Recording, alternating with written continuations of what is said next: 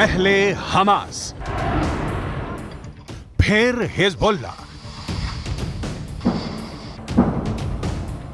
इसके बाद हूथी और अब इजराइल से भिड़ने के लिए लेबनान पहुंच चुकी है बेहद खतरनाक और एलीट फोर्स इमाम हुसैन ब्रिगेड।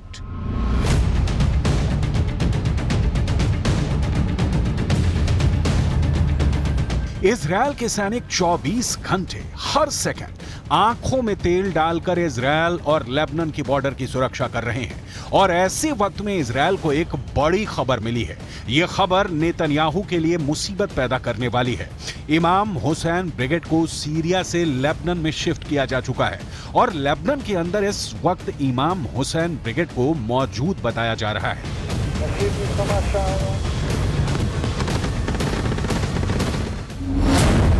यह दावा इजराइल डिफेंस फोर्स के अरबी भाषा के प्रवक्ता अविचाई अद्राई ने एक ट्वीट के जरिए दी है।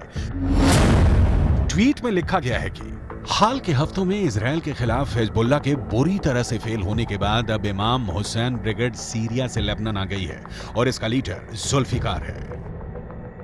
इमाम हुसैन ब्रिगेड को भी ईरान फंड करता है और दावा यह किया जाता है कि यह इमाम हुसैन ब्रिगेड ईरान के सबसे ताकतवर सेना इस्लामिक रिवॉल्यूशनरी गार्ड को रिपोर्ट करती है। इमाम हुसैन ब्रिगेड का सीधे लेबनान में पहुंचना गुरुवार को लेबनान से एक बार में लगातार 19 हमले और फिर शुक्रवार को हिजबुल्लाह के चीफ नसरुल्लाह की फायर ब्रांड स्पीच से साफ है कि मिडिल ईस्ट में अमेरिका और इजराइल के लिए खतरा बढ़ गया है। الاحتمالات في جبهتنا اللبنانية مفتوحة.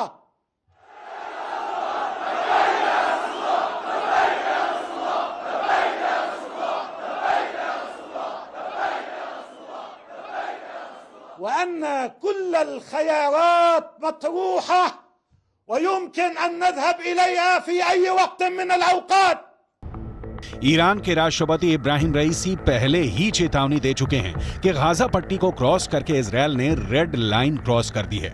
अगर गाजा पर ग्राउंड ऑपरेशन के दौरान हमास, फिलिस्तीन और हिजबुल्लाह ने एक साथ इजराइल पर हमला किया तो इनको रोकना इजराइल के लिए बहुत बड़ा चैलेंज बन जाएगा।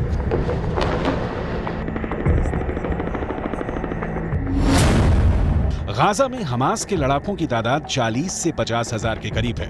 उत्तर की तरफ लेबनान में मिलिशिया हिजबुल्लाह की तादाद 1 लाख से ज्यादा है। इनके सामने इजराइल में एक्टिव और रिजर्व फोर्स मिलाकर 6 लाख से ज्यादा सैनिक हैं। ये आंकड़े बताते हैं कि इजराइल के पास 4 गुना ताकत है।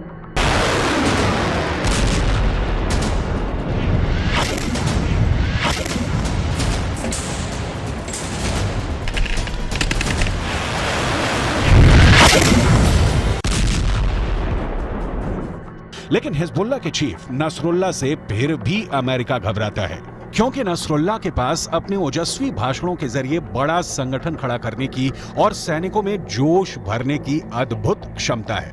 عمليات المقاومة في الجنوب ودماء شهدائنا وشهدائكم في الجنوب تقول لهذا العدو الذي قد يفكر بالاعتداء على لبنان أو بقيامه بعملية استباقية باتجاه لبنان أنك سترتكب أكبر حماقة في تاريخك ووجودك. सबसे बड़ी बात यह है कि हिजबुल्लाह के पास एक ट्रेंड सेना है जिस पर विजय पाना हमास से भी ज़्यादा कठिन काम है। हिजबुल्लाह के पास हथियारों का विशाल भंडार है। हिजबुल्लाह के पास गाइडेड मिसाइलें भी हैं जो इजराइल के अंदर तक मार कर सकती हैं। हिजबुल्लाह के पास एंटी टैंक मिसाइलों का बहुत बड़ा जखीरा है जिसकी वजह से इजराइल को नुकसान भी पहुंचा है। ये मिसाइल ईरान से सप्लाई की जाती रही है और ऐसी मिसाइलों का हिजबुल्लाह के पास बहुत बड़ा जखीरा है।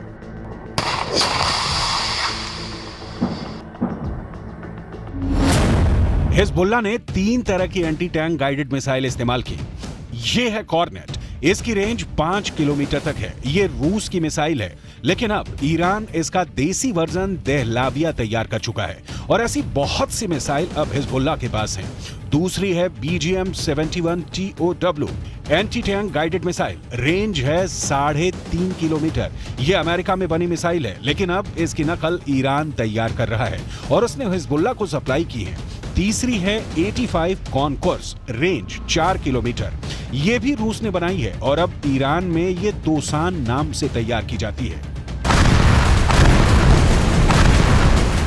तीनों मिसाइल बहुत ही घातक है। 7 अक्टूबर के बाद हिजबुल्लाह सीधे जंग में नहीं कूदा था।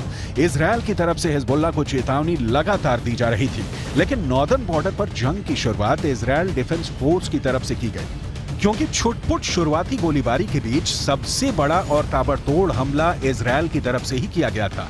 हिजबुल्लाह के लड़ाकों की मौत जब शुरू हुई, उस वक्त भी हिजबुल्लाह पसुपेश में था, क्योंकि तब तक भी उसे नसरुल्लाह की तरफ से कोई साफ आदेश नहीं मिला था।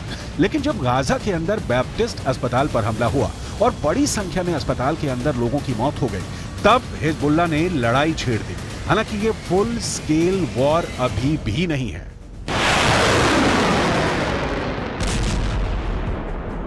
और इस 3 हफ्ते की लड़ाई में हिजबुल्लाह के अब तक 50 से ज्यादा लड़ाके मारे जा चुके हैं। अक्टूबर के तीसरे हफ्ते में तो हिजबुल्लाह के 20 से ज्यादा लड़ाके मारे गए थे, जिसके बाद इस जंग में हिजबुल्लाह धीमा पड़ता नजर आया, लेकिन बाद में धीरे धीरे वो इस जंग में फिर वापस आ गया। ईरान कभी अपनी जमीन पर युद्ध नहीं लड़ेगा, क्योंकि उसके रणनीतिकार बहुत होशियार हैं। ईरान की सरकार यमन, इराक और सीरिया को जमीन का इस्तेमाल करके अमेरिका और इजरायल के ठिकानों पर हमला कर रही है। इन देशों में अपनी जड़ें जमाने के लिए ईरान ने बरसों की मेहनत की है और अब वो उसका फायदा उठाना चाहते हैं। लेबनान एक ऐसा ही देश है जो जंग की चपेट में धीरे धीरे आता जा रहा है। लेबनान के अखबार नहार नेट ने यह रिपोर्ट किया है कि इजरायल ने ब्लीडा इलाके के पूर्वी बाहरी इलाके में फास्फोरस बम से हमला किया है, जिसकी वजह से वहां मौजूद आसपास के जंगलों में भारी आग लग गई थी। इन फास्फोरस बमों से लगी आग लंबे इलाके में फैले जंगलों तक फैल गई, जिससे भारी नुकसान हुआ। इजराइल की तरफ से लगातार ये कहा जा रहा है कि लेबनान हिजबुल्लाह के कंधों पर बंदूक रखकर जंग में कूदने का जोखिम ना उठाए, क्योंकि इस बार लेबनान बहुत बुरी तरह जंग की चपेट में आएगा और फिर ये कहकर पल्ला नहीं झाड़ सकता कि इस जंग में उसे हिजबुल्लाह ने घसीटा है। इजरायल के प्रधानमंत्री बेंजामिन नेतन्याहू पहले ही ये कह चुके हैं कि लेबनान को इस बार ऐसा जवाब दिया जाएगा कि वो दूसरी जंग लड़ने के काबिल ही नहीं बचेगा। שאתם עושים פה ומה ששמעתי עכשיו מהמפקדים שלכם זה דבר חשוב מאין כמוהו. אתם הורגים אנשי חיזבאללה שמנסים לתקוף את קו החזית שלנו. אני לא יודע עכשיו, כשאני נמצא איתכם, אני לא יכול להגיד לכם כרגע אם חיזבאללה יחליט להיכנס בצורה מלאה למלחמה. नेतन्याहू के अलावा इजरायल के रक्षा मंत्री योव गैलेंट पहले ही कह चुके हैं कि इस युद्ध में इजरायल का बदला ये तय करेगा कि अगले 75 साल तक इजरायल की जमीन पर रहेगा या नहीं। अभी तक हिजबुल्लाह के 50 से ज्यादा लड़ाकों के मारे जाने की खबरें आ चुकी हैं, लेकिन इसके बावजूद भी इजरायल के रक्षा मंत्री ने बयान ये दिया है कि अभी वो युद्ध को विस्तार नहीं देना चाहते।